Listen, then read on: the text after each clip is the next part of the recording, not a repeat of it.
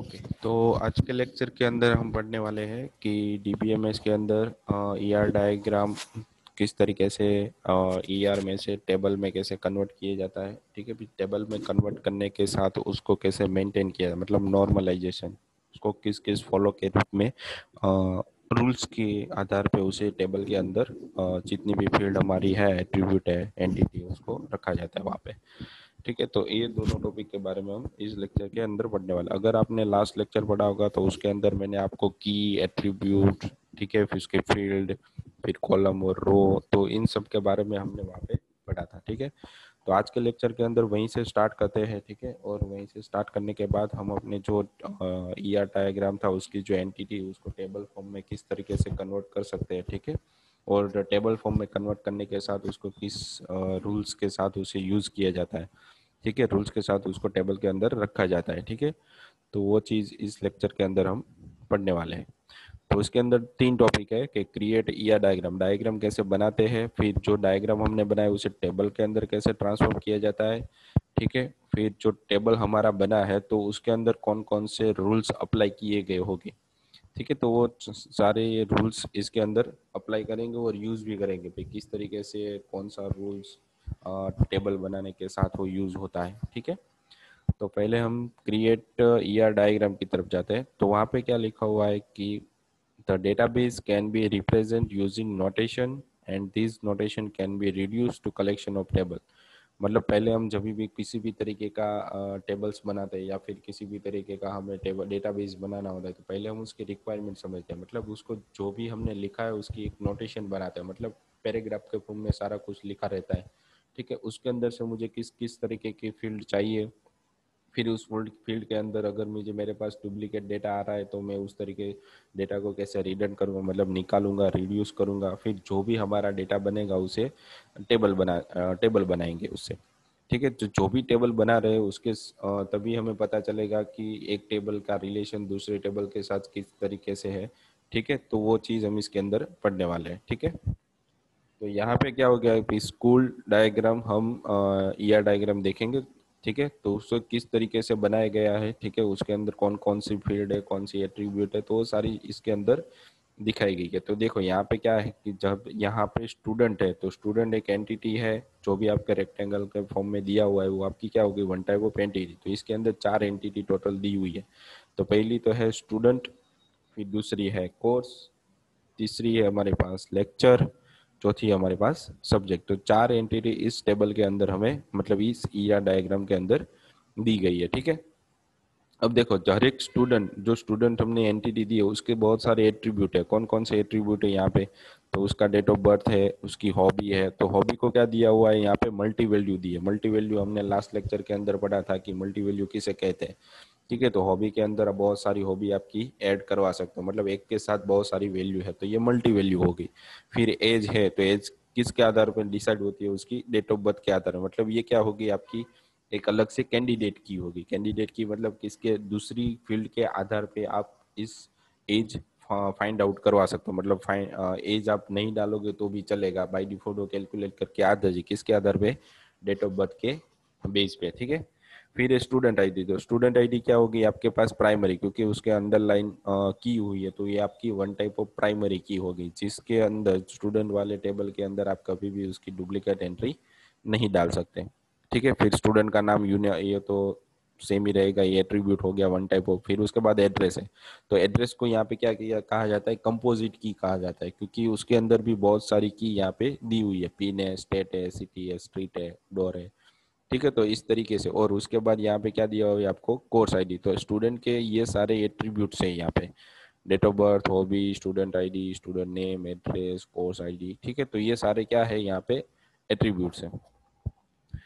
ठीक है, अब एट्रीब्यूट के बारे में भी बता दिया मैंने आपको, और उसकी जो कौन सी की आप यूज कर रहे हो वो भी मैंने आपको यहाँ पे बता दिया। ठीक है, तो ये एक एंटिटी थी। फिर उसके बाद क्या था, थी मैनी टू मैनी, मतलब यहाँ पे एम लिखा हुआ है, बीच में अटेंड है और एन है, तो कोर्स और स्टूडेंट किस रिलेशन से यहाँ पे बने हुए हैं, ज्वाइन किए हुए हैं। तो यहाँ पे अटेंड्स नाम के रिलेशन से स्टूडेंट और कोर्स यहाँ पे ज्वाइन किए गए हैं। ठीक है, मतलब क्या हो गया कि किसी स्टूडेंट ने बहुत सारे कोर्स को ज्वाइन किया हुआ है, या फिर अटेंड किया हुआ है या फिर किसी कोर्स के अंदर बहुत सारे स्टूडेंट अटेंड उसके अंदर है, कोर्स किसी कोर्स के अंदर बहुत सारे स्टूडेंट, तो मैनी टू मैनी रिलेशनशिप हो गया। ठीक है, अब कोर्स नाम की एंटिटी के अंदर हम जा रहे हैं तो वहां पे क्या लिखा होगा, सिर्फ कोर्स का नाम होगा और उसकी एक यूनिक आईडी मतलब प्राइमरी की होगी, उसके अंदर और कुछ नहीं है, उसकी ड्यूरेशन फीस और कुछ लिखा नहीं है। ठीक है, तो यहाँ पे हमें सिर्फ दो ही फील्ड के साथ एट्रीब्यूट के साथ उसको वर्किंग करना पड़ेगा। ठीक है, फिर ये स्टूडेंट है, ये कोर्स एंटिटी, इन दोनों के बीच में जो रिलेशन अटेंडेंस बना है, जो स्टूडेंट जिस फील्ड के अंदर होगा वो कैसे पता चलेगा कि स्टूडेंट ये कोर्स अटेंड किया हुआ है, तो क्या होगा, जब भी वो अटेंड करेगा तब उसकी आईडी, जो कोर्स की आईडी होगी उसके टेबल के अंदर हो जाएगी, मतलब ऐड हो जाएगी। मतलब ये क्या हो गया कि कोर्स आईडी यहाँ पे प्राइमरी की है और यहाँ पे स्टूडेंट के अंदर क्या है, फॉरेन की है। तो कोर्स आईडी आपकी क्या हो गई, वन टाइप ऑफ एक फॉरेन की, कहाँ पे, स्टूडेंट वाले टेबल के अंदर, और यहाँ पे कोर्स के अंदर वो प्राइमरी की है।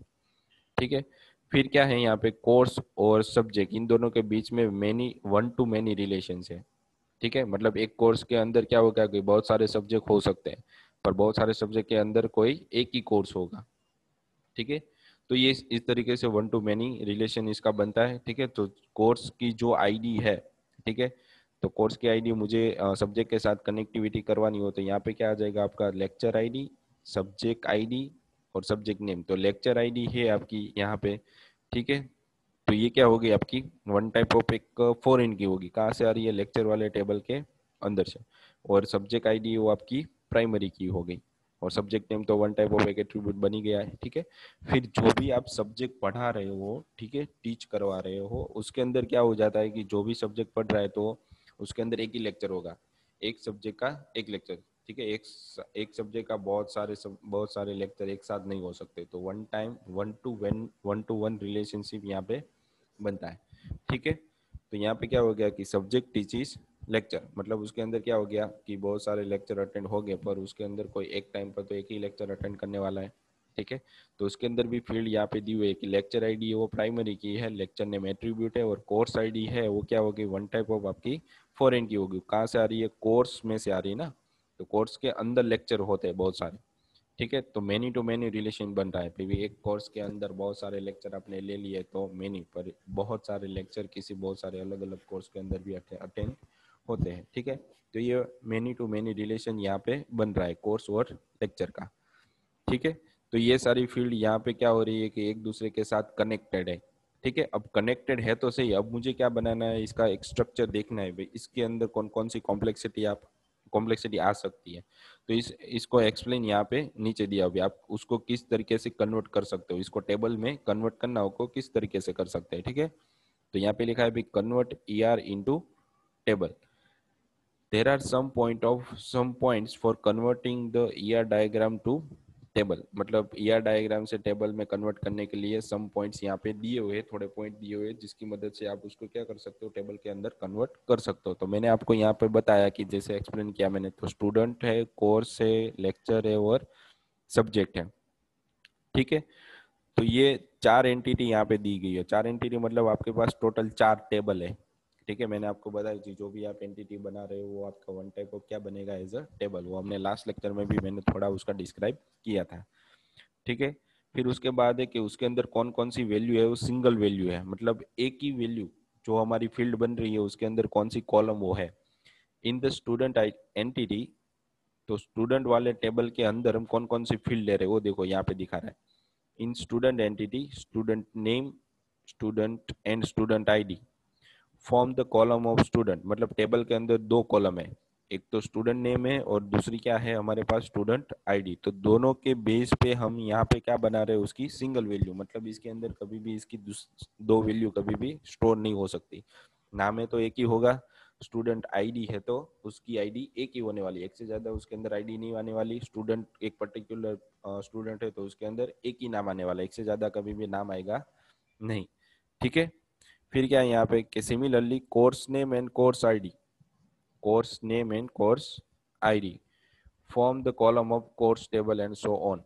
ठीक है, मतलब ये कोर्स वाले टेबल के अंदर भी सेम चीज है, कोर्स नेम और कोर्स आईडी यहाँ पे दी हुई है आपको। कोर्स ये आपकी एंटिटी है, ये आपका टेबल है, उसके अंदर दो फील्ड है एट्रीब्यूट, कोर्स आईडी और कोर्स नेम।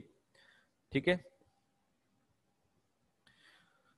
तो यहाँ पर भी कोर्स आईडी कभी भी एक कोर्स के अंदर दो कोर्स की आईडी नहीं हो सकती। सेम इज इट इज, एक कोर्स के अंदर एक ही कोर्स का नाम होगा, दूसरे कोर्स का नाम यहाँ पे नहीं होने वाला, ठीक है।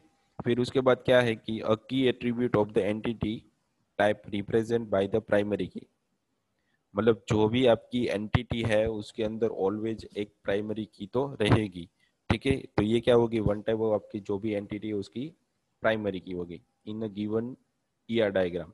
तो यहाँ पे हमारे पास टोटल 4 एंटिटी है, तो चारों चार टेबल के अंदर एक प्राइमरी की रहने वाली है। तो यहाँ पे स्टूडेंट वाले टेबल में स्टूडेंट आईडी है, जो भी अंडरलाइन से हमने नोटेशन किया हुआ है, ठीक है। फिर कोर्स वाले टेबल के अंदर पर वापिस यहाँ पे कोर्स आईडी है, वो भी प्राइमरी है।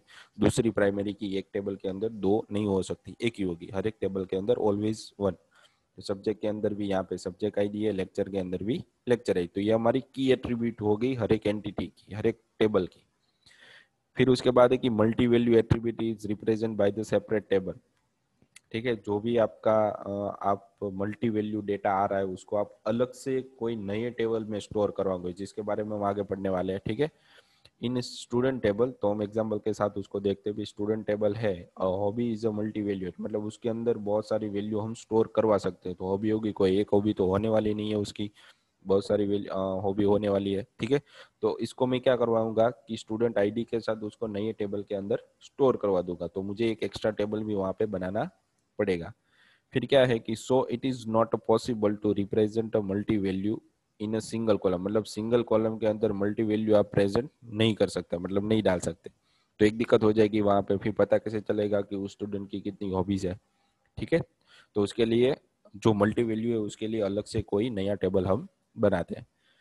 फिर जब आप स्टूडेंट की हॉबी बनाते हो तो उसके लिए हम टेबल का नाम बनाएंगे स्टूडेंट हॉबी, और उसके अंदर कॉलम आईडी डालेंगे, यहाँ पे स्टूडेंट आईडी, जैसे मैंने आपको बताया, यहाँ पे स्टूडेंट की आईडी और हॉबी, जितनी भी उसकी हॉबी होगी वो वहाँ पे ऐड कर देंगे, ठीक है। ताकि यहाँ पे क्या हो जाए कि we can create a composite key, मतलब हॉबी के आधार पर भी हम उसकी एक की बना सकते हैं, ठीक है। फिर उसके बाद आ जाता है कि composite attribute represent by components, मतलब ये डायग्राम के अंदर हमारे पास जो जितने भी सब डेटा है वो एक कंपोजिट की के आधार पे जुड़े हुए रहते हैं। जैसे कि हमारा एड्रेस है, तो एड्रेस के अंदर भी स्टूडेंट है, तो स्टूडेंट की एक एंटिटी है तो सही, पर उसके अंदर एक एट्रीब्यूट है एड्रेस, और एड्रेस के अंदर भी बहुत सारे पार्ट्स हम डिवाइड कर सकते हैं। उसका डोर्स है, स्ट्रीट नंबर है, सिटी है, स्टेट है, पिन है। तो ये क्या हो गई कि इस एड्रेस की बहुत सारी अलग से फील्ड है। तो जो एड्रेस बनता है उसे क्या कहा जाता है, यहाँ से यहाँ पे कंपोजिट की कहा जाता है। मतलब बहुत सारी अलग से फील्ड जो होती है वो ज्वाइन होके कोई एक फील्ड बनती है, ठीक है। तो लास्ट लेक्चर के अंदर यही पढ़ा था हमने, बहुत सारी जो फील्ड होगी उसको कोई एक फील्ड एक एट्रीब्यूट बनेगा, और ये एट्रीब्यूट किसी एंटिटी को रिप्रेजेंट करता है। तो क्या हो जाता है, एड्रेस है वो आपका कंपोजिट की हो जाता है, ठीक है। उसके बाद है derive attribute are not consider in a table, मतलब टेबल के अंदर जो दूसरे टेबल में से फील्ड आ रही है उसे हम किसी की के फॉर्म में रिप्रेजेंट नहीं करते टेबल के अंदर, ठीक है। तो वही यहाँ पे दिखाया हुआ है कि एज दी हुई है, तो एज के आधार पर, डेट ऑफ बर्थ के आधार पर भी मैं यहाँ पे एज उसकी कैलकुलेट करवा सकता हूँ, ठीक है। तो यही चीज होगी यहाँ पे इसके अंदर। तो ये क्या थे, उसके रूल्स थे टेबल के अंदर कन्वर्ट करने के लिए, उसके रूल्स है ये डायग्राम को टेबल में कैसे कन्वर्ट किया जाता है। तो अब टेबल कैसे बनेगा वो भी मैं आपको यहाँ पे बता रहा हूँ, ठीक है। तो टेबल एग्जैक्टली इस तरीके से बनेगा, स्टूडेंट नाम के एंटिटी के अंदर उसकी field student ID, student name, date of birth, door, street, state, city, state, pin and course ID. तो देखो यहाँ पे क्या क्या ले लिया हमने, student ID, student name, door, city, street, state, pin, फिर कोर्स आईडी। हॉबी को हमने कहाँ पे डाला है, उसके नए टेबल के अंदर, और डेट ऑफ बर्थ जैसे हमने ले लिया है तो उसकी एज डालने की मुझे जरूरत नहीं है, ठीक है। और हॉबी कहाँ पे चला गई, हमारी नए टेबल के अंदर, तो डेट ऑफ बर्थ आ गई, तो हॉबी कहाँ पे चला गया, नए टेबल के अंदर। तो यहाँ पे देखो आ गया स्टूडेंट हॉबी, और उसको कहाँ पे कर दिया उसने, स्टूडेंट आईडी के साथ उसकी हॉबी भी यहाँ पे डिफाइन कर दी है। तो एक नया टेबल मुझे बनाना पड़ेगा, किसके आधार पर, मल्टी वैल्यू है इसलिए, ठीक है। उसके बाद आ जाता है कि लेक्चरर, लेक्चरर के अंदर student lecture ID, lecture name and course ID, जो हमने वहाँ पे फील्ड जितनी दिखाई थी वही चीज यहाँ पे आ जाएगी। फिर उसके बाद है subject, subject ID, subject name और लेक्चर आईडी। उसके बाद है कोर्स, तो कोर्स किसके साथ कनेक्टेड रहता है, लेक्चरर और स्टूडेंट के साथ। तो दोनों के साथ यहाँ पे देखो कनेक्शन दिखाया हुआ है, कोर्स आईडी और कोर्स नेम, ठीक है। तो ऐसे हम इस टेबल को डिफाइन कर सकते हैं। इसके रूल्स यहाँ पे मैंने आपको बता दिए किस तरीके, 2-3 बार आप इसको अच्छे से स्टडी करोगे तो आपको समझ में आ जाएगा भाई ईआर टेबल मेरे पास है, डायग्राम है, तो इसको मैं अच्छे से कैसे किस तरीके से टेबल में कन्वर्ट कर सकता हूँ। ठीक है।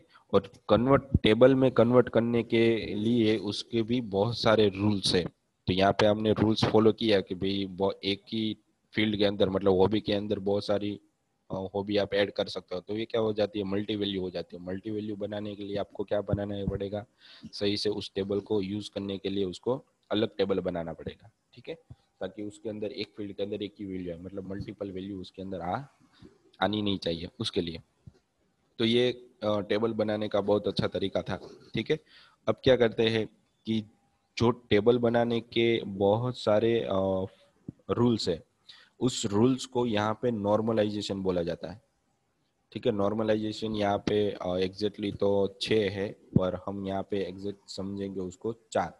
4 नॉर्मलाइजेशन जो इसके अलग अलग तरीके के हैं उसको हम यहाँ पे अच्छी तरीके से समझेंगे। ठीक है, तो पहले हम समझ लेते हैं कि नॉर्मलाइजेशन एग्जैक्टली होता क्या है। तो व्हाट इज नॉर्मलाइजेशन क्वेश्चन। तो normalisation is a process of organising a data in database, मतलब डेटा को डेटाबेस के अंदर कैसे रखा जाता है। ठीक है, तो जिस रखने की प्रोसेस होती है उसे यहाँ पे नॉर्मलाइजेशन कहा जाता है। ठीक है, तो नॉर्मलाइजेशन सही से हो उसके लिए यहाँ पे क्या होता है कि उसकी जो डुप्लीकेट डेटा आते हैं उसे मुझे यहाँ से निकालने होता है। मतलब यहाँ पे लिखा है to avoid data redundancy. Redundancy मतलब क्या हो गया कि डुप्लीकेट डेटा आता है। डेटा रिडंडेंसी मतलब डेटा के अंदर जो डुप्लीकेट डेटा आता है उसे मुझे रिमूव करवाना पड़ता है, तो उससे मुझे मैन्युअली रिमूव करना पड़ता है। ठीक है, तो मैन्युअली रिमूव करने की प्रोसेस को यहाँ पे क्या कहा जाता है कि रिडंडेंसी बोला जाता है। मतलब इस तरीके से टेबल को मैनेज करो ताकि वो डेटा डुप्लीकेट आए ही नहीं आपके पास।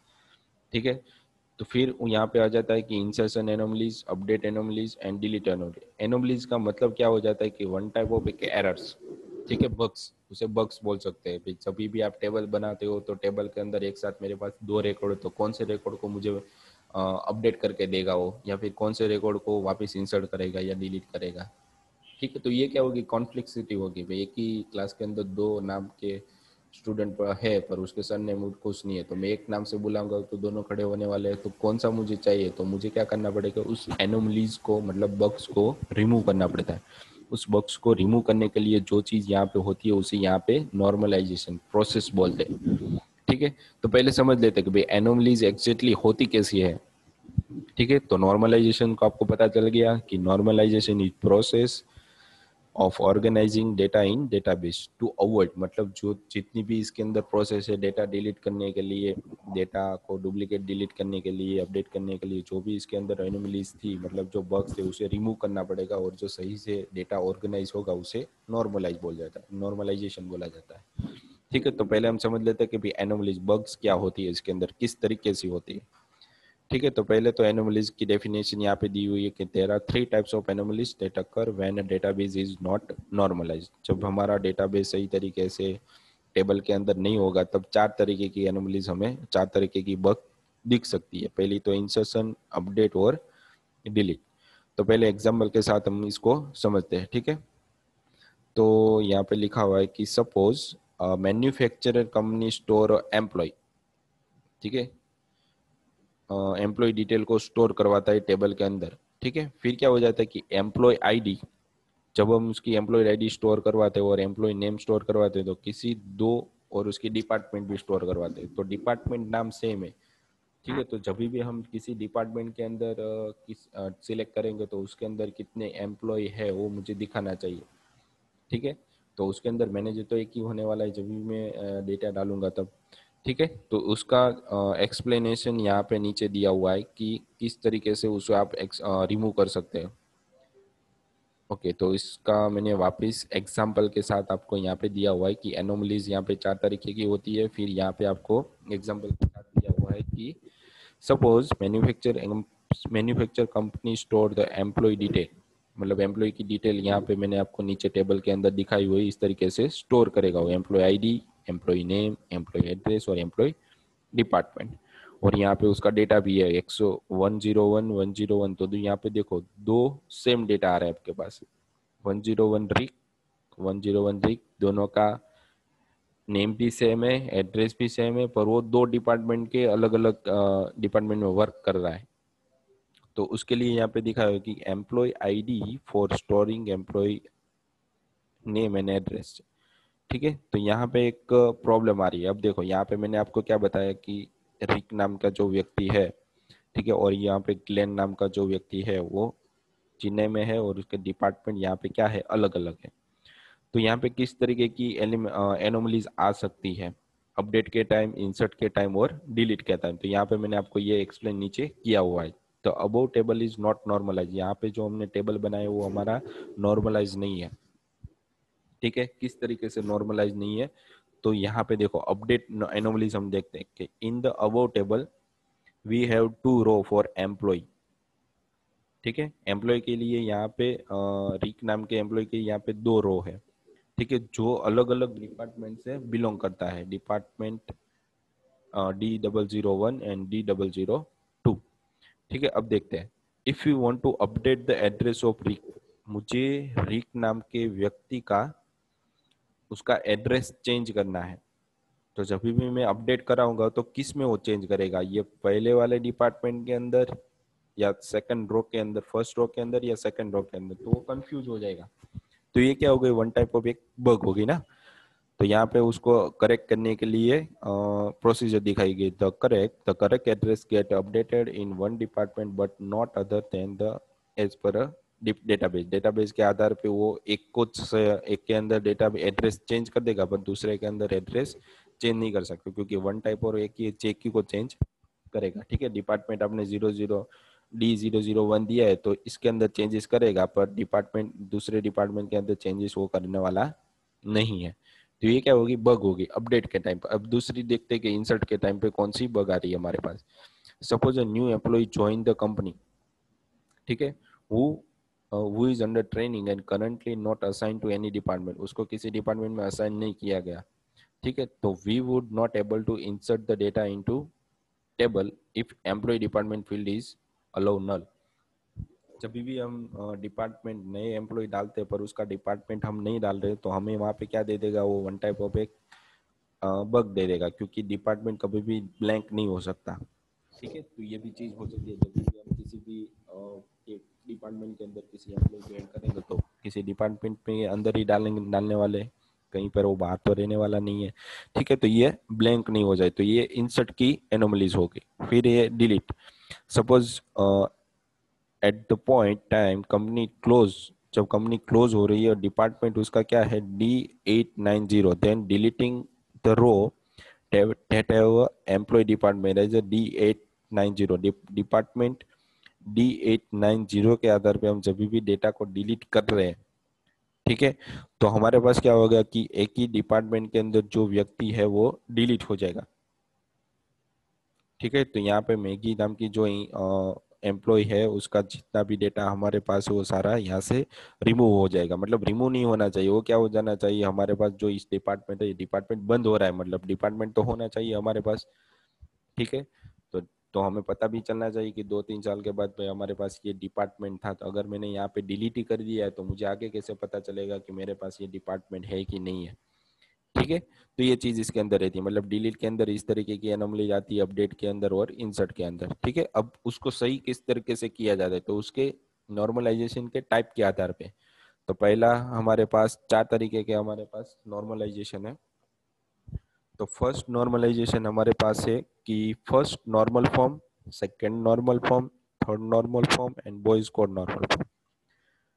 ठीक है, तो फर्स्ट नॉर्मल फॉर्म के अंदर उसका हम एक्सप्लेन भी करेंगे, उसको सही कैसे करेंगे वो भी हम यहाँ पे देख रहे हैं। ठीक है, तो as per a rule of the first normal form के रूल के आधार पे एन एट्रीब्यूट ऑफ कॉलम, देखो एट्रीब्यूट मतलब ये employee ID, employ name, employ address, employee mobile number, ठीक है, जो भी हमारी कॉलम है, ठीक है, उसके अंदर डुप्लीकेट मतलब मल्टी वैल्यू नहीं होनी चाहिए। N attribute of the table can not hold multiple value, मतलब उसके अंदर एक से ज्यादा वैल्यू कभी भी होल्ड नहीं करेगी। मतलब यहाँ पे देखो एम्प्लॉय मोबाइल नंबर है तो यहाँ पे एक नंबर है, वो दूसरा नंबर भी दिया हुआ है, तो ये मल्टी वैल्यू हो गई ना। ठीक है, सेम टू सेम यहाँ पे हमें A104 के अंदर भी डुप्लीकेट मतलब मल्टीपल वैल्यू दिखा रहा है। ठीक है, तो फर्स्ट नॉर्मल फॉर्म क्या कहता है कि जब भी हम फॉर्म बनाते तो उसके अंदर ऑलवेज एटॉमिक वैल्यू रहनी चाहिए, मतलब एटॉमिक मतलब एक ही वैल्यू ही रहनी चाहिए, एक से ज्यादा होनी नहीं चाहिए।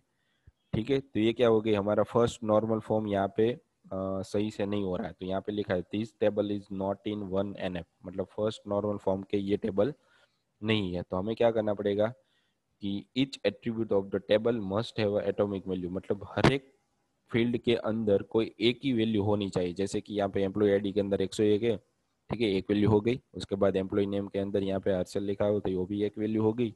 एम्प्लॉय एड्रेस के अंदर भी एक वैल्यू है और यहाँ पर भी है, तो ये सही है। पर ये दूसरा टेबल के अंदर किसी रो के अंदर कोई भी मल्टी वैल्यू आ रही है तो पूरा टेबल ही क्या हो जाता है, नॉट नॉर्मल फॉर्म के फॉर्म में हो जाता है, मतलब ये हमारा फर्स्ट एनएफ नहीं है। तो हम इसको सही कैसे किस तरीके से कर सकते, तो वो भी मैं आपको यहाँ पे दिखा रहा हूँ। तो इसको सही करने के लिए आपको क्या करना पड़ेगा,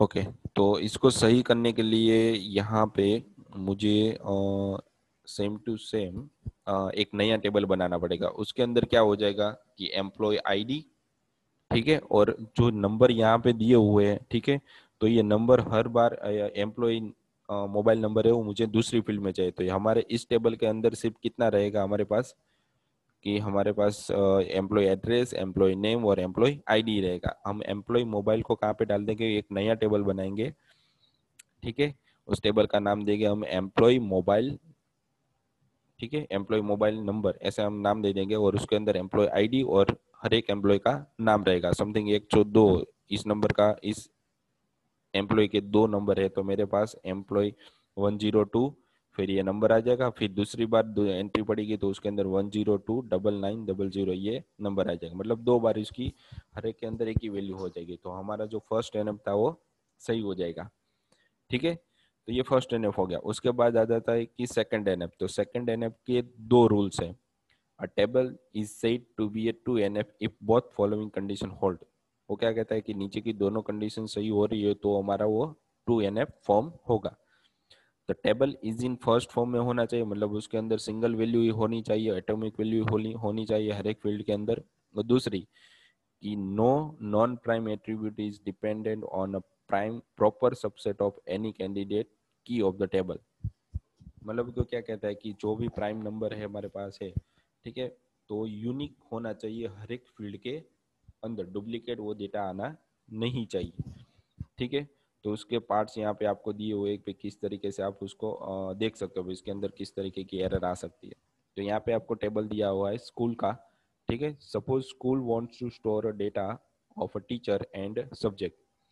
अगर स्कूल है वो टीचर का और सब्जेक्ट का डेटा स्टोर करवाना चाहता है तो हमारे पास यहाँ पे क्या हो जाएगा, एक टेबल बनाया है। ठीक है, the create they create a table that looks like this, मतलब इस तरीके से वो दिख रहा है कि टीचर आईडी यहाँ पे है, यहाँ पे सब्जेक्ट है, यहाँ पे टीचर की एज है। तो कोई एक टीचर है वो एक साथ दो सब्जेक्ट ले रहे हैं तो उसकी आईडी यहाँ पे है तो सही, पर उसके सब्जेक्ट अलग अलग हो गए।